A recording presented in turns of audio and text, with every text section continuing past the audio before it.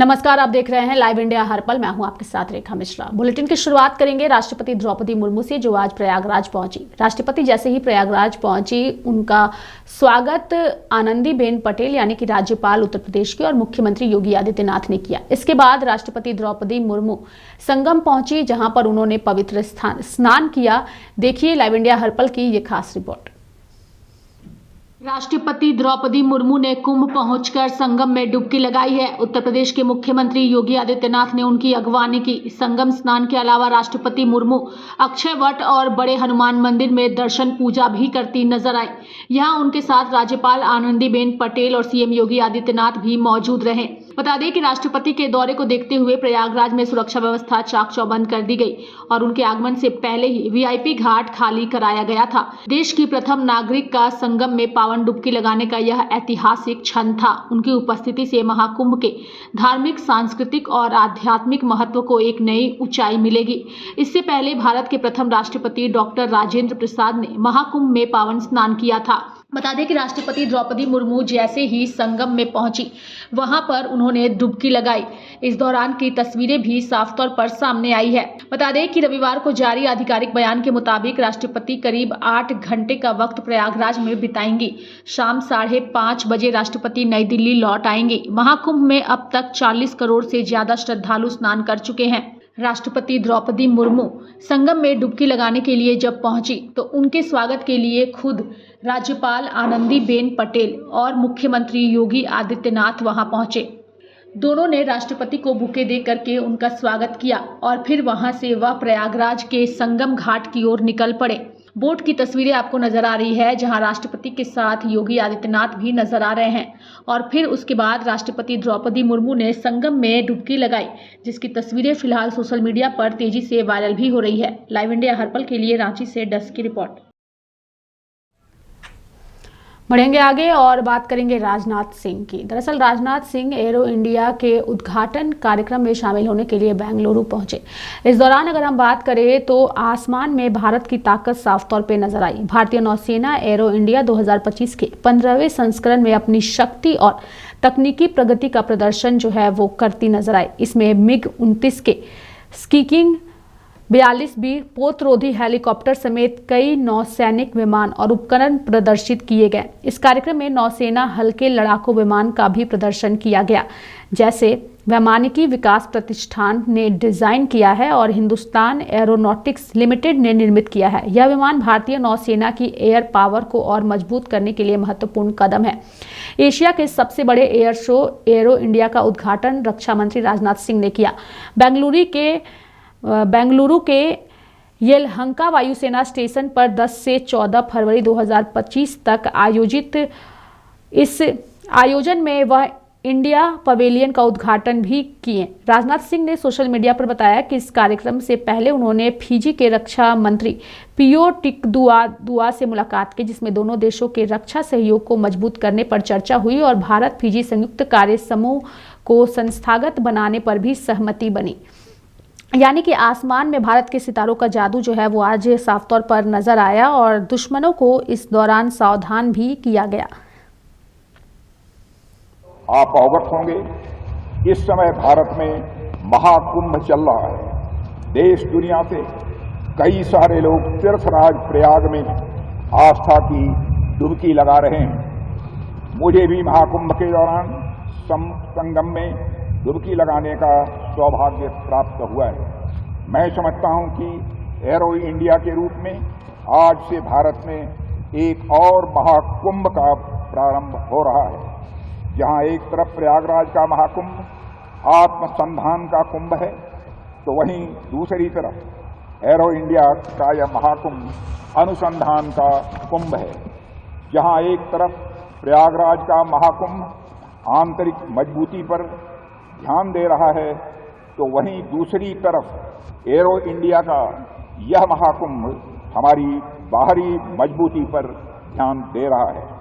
जहां एक तरफ प्रयागराज का महाकुंभ भारत की संस्कृति को दर्शा रहा है, तो वहीं दूसरी तरफ एरो इंडिया का यह महाकुंभ भारत की शक्ति को दर्शा रहा है। एक तरफ जहां परंपरा और अध्यात्म का महाकुंभ चल रहा है, तो वहीं दूसरी तरफ पराक्रम और आयुध का महाकुंभ चल रहा है। माननीय प्रधानमंत्री श्री नरेंद्र मोदी जी का विकास भी और विरासत भी का जो नारा है, मुझे लगता है वह नारा भी हमारे देश में चरितार्थ हो रहा है। मेरा मानना है ऐसा सुखद संयोग सिर्फ भारत में ही संभव हो सकता है।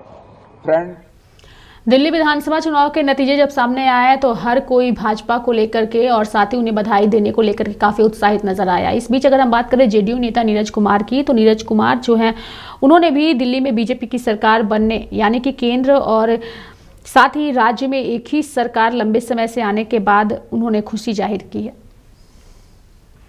देखिए, दिल्ली विधानसभा चुनाव का जो परिणाम है, एक लंबे अरसे के बाद दिल्ली में और केंद्र में दोनों एक दल की सरकार बनी है। लेकिन सबसे महत्वपूर्ण पक्ष यह है कि जिस तरीके से रेवड़ी की राजनीति की जाती है, फ्री की राजनीति, फ्री में ये दे देंगे, वो दे देंगे। अब देखिए 2500 महिला के खाता में दे देंगे। अरे बेटियों का सशक्तिकरण करो ना, जिसे बिहार ने करके दिखाया कि बिहार की बेटियां आज देश में पुलिस बल में नंबर 1 है, जीविका की दीदियों में हम देश के अंदर नंबर 1 है। तो आर्थिक स्वावलंबन की ओर नहीं ले जाना, उनको सशक्तिकरण नहीं करना, तो रेवड़ी की राजनीति के खिलाफ यह जनादेश है। और जनादेश इस बात के लिए भी है कि जेल के अंदर रह करके कोई करप्ट आदमी सरकार चलाए, यह देश की जनता को मंजूर नहीं होता है। तो अरविंद केजरीवाल जी राजनीति में जैसे घर में काई लग जाता है ना, तो कजरी लग गया था दिल्ली में, वो कजरी हो गया साफ। दिल्ली में आम आदमी पार्टी और कांग्रेस पार्टी की हार के बाद से ही लगातार चर्चा इस बात की हो रही है कि अगर इंडिया गठबंधन एकजुट होकर के चुनाव लड़ता तो शायद आज बीजेपी इस तरीके से सत्ता में नहीं आती। यानी कि अगर हम बात करें संजय राउत की, तो संजय राउत ने मीडिया को संबोधित करते हुए राहुल गांधी को बड़ा भाई करार दिया है, यानी गठबंधन का बड़ा भाई करार दिया है और संयम के साथ सभी दल के नेताओं को लेकर के इंडिया अलायंस में साथ चलने की अपील की है। नहीं, इंडिया अलायंस की बात नहीं है। कांग्रेस हो, हम सब इंडिया अलायंस के साथीदार पार्टनर है। कांग्रेस हमारा बड़ा पार्टनर है, सीनियर पार्टनर है, राष्ट्रीय पार्टी है। राहुल जी हमारे नेता है। लेकिन हमारे जैसे जो लोग हैं, जो महाराष्ट्र में सालों साल से अलायंस में या अखाड़े में काम करते, उनको लगता है कि ये सबकी जिम्मेदारी होती है। खास करके जो बड़ा पार्टनर होता है, उनकी जिम्मेदारी होती है कि सबको संभाल कर आगे लेकर जाइए। ये जिम्मेदारी आपकी भी थी, बैठकर बात करना चाहिए था। क्या हो गया, आपने सत्ता गंवाई और कांग्रेस को कुछ नहीं मिला। अगर दोनों बैठते, बातचीत होती, 2 कदम कोई आप वाले आगे पीछे करते या कांग्रेस वाले करते, तो शायद मुझे लगता है जिस तरह से बीजेपी को जीत मिली है वो नहीं मिलती। इसके पीछे आप क्या कारण मानते हैं, किसकी वजह से? सब लोग, everybody is responsible for this defeat. आप भी जितनी जिम्मेदार है उतनी कांग्रेस भी है। अहंकार नहीं होना चाहिए, ईगो नहीं होना चाहिए अलायंस की राजनीति में, यह हमारा कहना है। महाराष्ट्र में हमने 25 साल तक बीजेपी के साथ काम किया है। 25 साल एक अलायंस टिकना एक बड़ी बात है। अभी भी हम महाविकास अघाड़ी में काम करते हैं, हमें मालूम है किस तरह से अघाड़ी में या अलायंस में काम करना चाहिए। कांग्रेस को अपनी बड़ी भाई की जिम्मेदारी हमेशा बहुत ही संयम से निभानी चाहिए। क्या इंडिया अलायंस में नेतृत्व परिवर्तन की बात, जैसा कि ममता बनर्जी का नाम चल रहा है, आप भी सहमत हैं उसको लेकर? नहीं, उसका पर कभी हमारी बात नहीं हो गई। जब हम एक साथ बैठेंगे इंडिया अलायंस की बैठक, तो उसका पर कोई चर्चा करना चाहते हैं तो चर्चा होगी, उसमें नई बात क्या है। चर्चा है, डेमोक्रेसी है। बीजेपी में अगर डेमोक्रेसी नहीं है उसका मतलब ये नहीं कि इंडिया आघाड़ी में नहीं है, इंडिया अलायंस में नहीं है। हमारे यहाँ डेमोक्रेसी, हम अपनी बात रख सकते हैं। उमर अब्दुल्ला जी ने एक बात रखी है ना, झगड़ते रहो, चर्चा होगी उसके ऊपर। तो क्या सब कुछ ठीक नहीं चल रहा है? मणिपुर में आज से विधानसभा का सत्र होना था, लेकिन उससे पहले ही मणिपुर के मुख्यमंत्री ने अपना इस्तीफा दे दिया है, जिसको लेकर नेताओं की प्रतिक्रिया सामने आ रही है। इस बीच पप्पू यादव ने मणिपुर के मणिपुर के सीएम के इस्तीफे को लेकर के अपनी प्रतिक्रिया व्यक्त की है। मुख्यमंत्री का इस्तीफा आया है सर। अब आप सोचिए ना, जिस देश में हम एक मणिपुर के जनता की हिफाजत नहीं कर सकते हैं, बेटियों की हिफाजत नहीं कर सकते हैं, और 2 साल तक उनको अपने हालात पर हम छोड़ दें, एक ऐसा देश का प्रधानमंत्री, एक ऐसी सरकार जो न तो मणिपुर की चिंता करती है, न नॉर्थ की चिंता करती है, उन्हें वोट बैंक के स्टेट की चिंता है, जहां 1 MP हैं, जहां 2 MP हैं, जहां कोई मतलब नहीं है चुनाव का, जहां पैसे से चुनाव होते हैं, पैसे से स्टेट चलती है। इनको लगता है कि नॉर्थ जो है वो मेरे खैरात पर जिंदा रहता है। जो भी सरकार आती है उन्हें लगता है ये मेरे खैरात पर, नॉर्थ का कोई मतलब ही नहीं है। इस तरह भूटान को ये छोड़ देते हैं, नॉर्थ को छोड़ देते हैं। तो ये जो परिस्थितियां हैं, ऐसे समय में मेरा मानना है कि आंख में धूल झोंकने वाली जो बात है, जो सियासत है बीजेपी की, अब इससे आप समझ लीजिए कि वो सिर्फ सत्ता और कुर्सी के लिए सियासत करते। उन्हें संविधान से, उन्हें लोकतांत्रिक मूल्यों से, देश की इकोनॉमी से, देश के युवाओं से, देश के 140 करोड़ जनता की समस्याओं से कोई मतलब नहीं है। देश भाड़ में जाए, देश टुकड़े टुकड़े हो जाए, देश बढ़ जाए, अलग अलग हो जाए, चलेगा। इनकी सियासत और सत्ता बनी रहनी चाहिए, ये जिंदा रहना चाहिए, और झूठ के नींव पर इनकी पीठ थपथपाई जानी चाहिए। वहीं दिल्ली विधानसभा चुनाव के बाद बिहार विधानसभा चुनाव की सरगर्मी बढ़ चुकी है और ऐसे में अब दावा किया जा रहा है कि दिल्ली की तरह बिहार में भी जो है वो बीजेपी की जीत जो है होगी। ऐसे में बीजेपी सांसद प्रवीण खंडेलवाल की बात करें तो उन्होंने दिल्ली के बाद बिहार चुनाव में जीत को लेकर के जो है वो दावा किया है और ये भी कहा है कि बीजेपी की जीत होगी। दिल्ली के बाद निश्चित रूप से बिहार में भी एनडीए की सरकार प्रधानमंत्री नरेंद्र मोदी जी के नेतृत्व में बनेगी।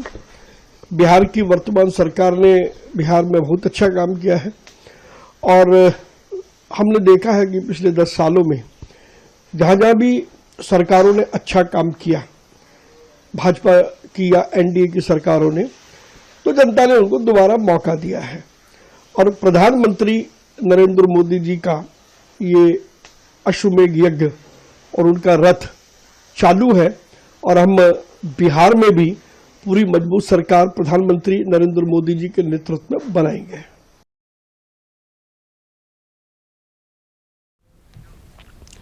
बढ़ेंगे आगे और बात करेंगे महाकुंभ की, जहां पर उत्तराखंड के मुख्यमंत्री पुष्कर सिंह धामी प्रयागराज पहुंचे, जहां उन्होंने संगम में डुबकी लगाई। उत्तराखंड के मुख्यमंत्री पुष्कर सिंह धामी अपने परिवार के साथ आज प्रयागराज पहुंचे। प्रयागराज में पहुंचने के बाद उन्होंने महाकुंभ में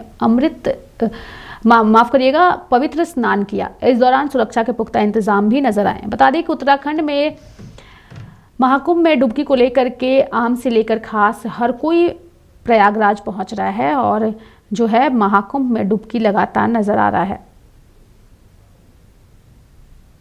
महाकुंभ में त्रिवेणी संगम में आस्था की डुबकी लगाया, क्या कहेंगे सर? ये हमारा धार्मिक महापर्व है, महाकुंभ है और इसमें स्नान करना, डुबकी लगाना अपने आप में बहुत बड़ा धर्म का काम है और अच्छा लग रहा है यहाँ पर आकर। और पूरे देश दुनिया के लोग यहाँ आ रहे हैं और आस्था की डुबकी लगा रहे हैं। मैं भी अपने को धन्य समझता हूँ। देवभूमि उत्तराखंड से ही माँ गंगा भी आती है, यमुना भी आती है और संगम में आकर डुबकी लगाई है और निश्चित रूप से ये हमारे लिए बहुत ही मैं कहूँ कि मैं अपने को सौभाग्यशाली मानता हूँ कि मुझे भी इन करोड़ों करोड़ों लोगों के साथ यहाँ पर आस्था की डुबकी लगाने का अवसर मिला है।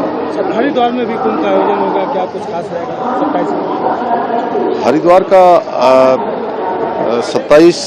2027 में वहाँ पर प्रस्तावित है कुंभ हमारा, और उसकी हम लोग पूरी तैयारी प्रारंभ हमने कर दी है, और हमारा प्रयास रहेगा कि वह भी एक ऐतिहासिक और सभी के लिए सुविधाजनक कुंभ का आयोजन हो। सर, यहाँ साधु संतों से भी आप मिले, क्या कहना? पूज्य साधु संतों का सानिध्य प्राप्त हुआ, उनका मार्गदर्शन प्राप्त हुआ, और निश्चित रूप से वो साधु संत हमारे बड़े प्रेरक होते हैं, हमारी समाज को दिशा देने का काम करते हैं, धर्म की रक्षा के लिए काम करते हैं, संवर्धन के लिए काम करते हैं। उनका मार्गदर्शन लेकर हम अपने कर्म पथ पर आगे बढ़ते हैं, और उनका आशीर्वाद सदैव हमको प्रेरणा देता है। बढ़ेंगे अगर बात करेंगे दिल्ली के मोती नगर विधानसभा की, जहां से बीजेपी के विजयी प्रत्याशी जो हैं उन्होंने खुशी जाहिर की है और दिल्ली की जनता का आभार जताया है। मुख्यमंत्री कौन, 48 सीटें आपने जीता है, पीएम मोदी अमेरिका से लौटेंगे, उसके बाद शपथ ग्रहण होगा, लेकिन इस बीच जो है वो मीटिंग का दौर चालू है। देखिए, सबसे पहले तो मैं दिल्ली की जनता का धन्यवाद करता हूं कि जो प्रचंड जीत और आशीर्वाद हम लोगों को दिया है, हम तहे दिल से उसका धन्यवाद करते हैं। और जो अपेक्षा दिल्ली की जनता को है कि हम डबल इंजन की सरकार से काम करेंगे, वो हम निश्चित तौर के ऊपर उसको डबल तेजी से काम करेंगे। रही बात मुख्यमंत्री की, मुख्यमंत्री का फैसला जो होता है वो पार्लियामेंट्री बोर्ड करेगा, वो उनका काम है, करने दीजिए। हमारा काम ये है कि जो हमें मैंडेट दिया गया है जनता के द्वारा कि उनकी सेवा करने का, वो हम बखूबी करेंगे। आज समस्याएं दिल्ली के अंदर या मेरे मोती नगर के अंदर, जिससे जहां से मुझे लोगों ने आशीर्वाद दिया है, वहां पे पीने की पानी की समस्या है, वहां पे सीवर की समस्या है, वहां पे सड़कों की समस्या है। वो समस्याओं को हल करने का काम हम करेंगे। मुख्यमंत्री बनाने का काम पार्लियामेंट्री बोर्ड, शीर्ष नेतृत्व आदरणीय प्रधानमंत्री जी का है, वो उनको करने दीजिए। हम अपना काम करेंगे जो हमें बोला गया है जनता के द्वारा कि आप हमारी सेवा करिए, हम वो सेवा करेंगे। वो फैसला जो भी है वो अच्छा होगा। एक छोटा आपके लिए बढ़ेंगे आगे और बात करेंगे गोवा के इंडियन रेसिंग लीग की, जिसमें भाग लेने के लिए अभिनेता जॉन अब्राहम पहुंचे और इस दौरान उन्होंने कहा कि मैं यहां आकर बेहद ही खुश हूं। We've come here for the Indian Racing League, and we have the Goa team, Goa Aces, J Racing. So we are very excited to be here. And हमारी ख्वाहिश है कि यहाँ के जो टूरिज्म मिनिस्टर है गोवा में, he supports street racing और preliminary permissions हमें मिले हैं from the tourism department. तो ख्वाहिश है कि हम इसको पूरा करें और रेसिंग को गोवा में लेके आए। बढ़ेंगे आगे बात करेंगे मनोहर लाल खट्टर की, जिन्होंने अरविंद केजरीवाल पर हमला बोला है और कहा है कि अरविंद केजरीवाल जब गलत होते हैं तो दूसरों पर आरोप मढ़ते हैं। केजरीवाल का एक स्वभाव रहा है कि कोई बात खुद ना कर पाए तो कैसे दूसरे के पाले में डालना है। उन्होंने एक स्टेटमेंट दे डाली कभी कि मैं 2025 में चुनाव तभी लड़ूंगा जब यमुना को साफ करूंगा। यमुना साफ नहीं होगी तो मैं चुनाव नहीं लड़ूंगा। That was a challenging statement from his side. अब क्योंकि यमुना तो साफ कर नहीं पाए, अब जब कर नहीं पाए तो हम तो कहा कि हाँ जी इसमें यमुना में तो जो पानी हरियाणा से आता है उसमें जहर घोल देते हैं। हालांकि ये स्टेटमेंट उसको बहुत महंगी पड़ गई। अगर ये स्टेटमेंट न देते, अब वो चुनाव हो चुका है, आज मैं कह सकता हूं कि वो 5-7 सीटें ज्यादा ले जाते हैं। इस स्टेटमेंट के कारण से 5-7 सीटें उसने खोई हैं। हरियाणा का दिल्ली में, दिल्ली की आबादी का 40% लोग हरियाणा से रहते हैं। जैसे ही स्टेटमेंट दी तो हरियाणा के लोगों को भी अपमान लगा, दिल्ली के लोगों को भी अपमान लगा। जिस स्थान से हरियाणा से दिल्ली में पानी आता है उस जगह का नाम है पल्ला। बल्ला की रिपोर्ट मैंने उसी दिन मंगवाई, क्योंकि मैं तो दिल्ली बैठा था। उसी दिन मंगवाई, उन्होंने दिल्ली जल बोर्ड की और दिल्ली पॉल्यूशन कंट्रोल बोर्ड की स्टेटमेंट मेरे पास भेज दी और उसके अंदर 3-4 पैरामीटर, पीएच वैल्यू क्या है और एक कोई बैक्टीरिया कितना प्रेजेंट है 100 ग्राम 100 मिलीग्राम पानी में, उस बैक्टीरिया का जो पैरामीटर वो क्या है, वो सारा अप टू द मार्क पाया गया पल्ला में। पल्ला से आगे आते ही वजीराबाद है, उसके बाद आईएसबीटी है, आईटीओ है। इन 3-4 स्थानों के ऊपर वो खूब बढ़ता चला गया, क्योंकि दिल्ली का पानी अपने आप आता चला गया। ओखला बैराज के बाद फिर वो यमुना का पानी हरियाणा को मिलता है और उसकी दुर्गति उस पानी की वहां है, वहां काला पानी है, कोई पशु भी नहीं पी सकता उस पानी को, और वो पानी तो खेत में लगाने लायक भी नहीं है, जो बाद में उत्तर प्रदेश के आगरा तक भी वो नहर आती है, आगरा कैनाल है उसका नाम। तो जब ये सारे विषय हमने वहां रखे, हमारे मुख्यमंत्री हरियाणा गए, उन्होंने उस जगह पर जहां से दिल्ली में पानी एंटर होता वहां पानी को लेकर आचमन किया। इससे बड़ा आपको प्रमाण होगा। तो मेरे साथ फिलहाल अभी के लिए नेशनल स्पेशल में इतना ही। आप देखते रहिए लाइव इंडिया हर पल। नमस्कार।